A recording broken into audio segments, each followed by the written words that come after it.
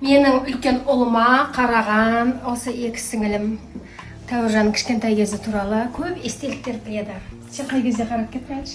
Абитуриент кез екеумізде де. Иә, студент кезде. Студент кезде қараған. Тәуіржан осы әпкелермен әлі күнге байланысып араласып тұрады екен. Ол мен десеш.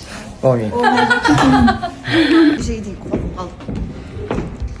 Өзім не үшін Мен микрофон үйге алып кетемін. Үйден алып келемін ғой. қорғайтында не істеп жатсаңыз? Микрофонмен сөйлесін дегеніміз ғой енді. Есіме жүр. Айжан мен еркебұлан жайында не айтасың ба? Айжан еркебұланға шығып бара жатыр ма? Жігіттің ішінде айтылмаған әңгімелер өте көп екен. Түрінен енді көрініп тұр ғой. Көп дүниелер бар айтылмаған. Не айтасыңыз алғыр Айжан мен еркебұлан жайында? Айжан мен Еркебұланмен Антықтайын деп жатыр ма әлде қалай? Еркебұлан жақсы көреді. Қыз ше? Бірақ қызды эле жақсы көреді. Сыртта чогуу жүрөбүз булар менен көп элечи. Просто Аябай соң. Еркебұлан қатты жақсы көргеннің арқасында қызды өзінен өзі алшақтатып жүрген сияқты.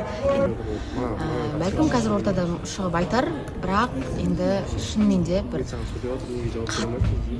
енді мүмкін айтпай отқан шығар жасырып, бірақ енді білмеймін, бірақ екеуісі күліп өте керемет жарасады. Еркебұланның түрінен көрініп тұр ғой кішкене.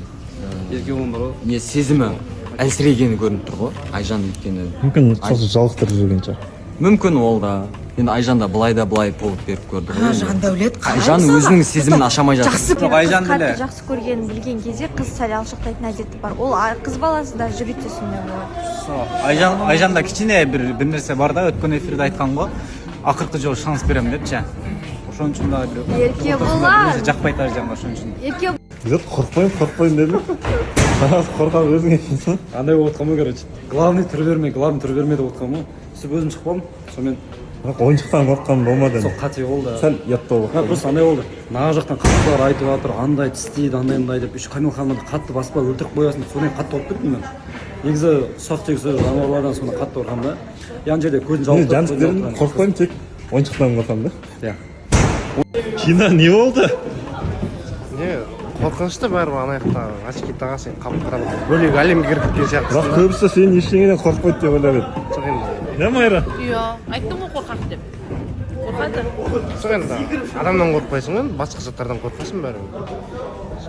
Тағы неден қорқасың, жыланнан басқа? Мен негізі кішкентай кезде андай чошын қағамын, жәндіктерден андай болады ғой. Құмырсқа, құрттар, таракандар, сондай ордан негізі қорқамын.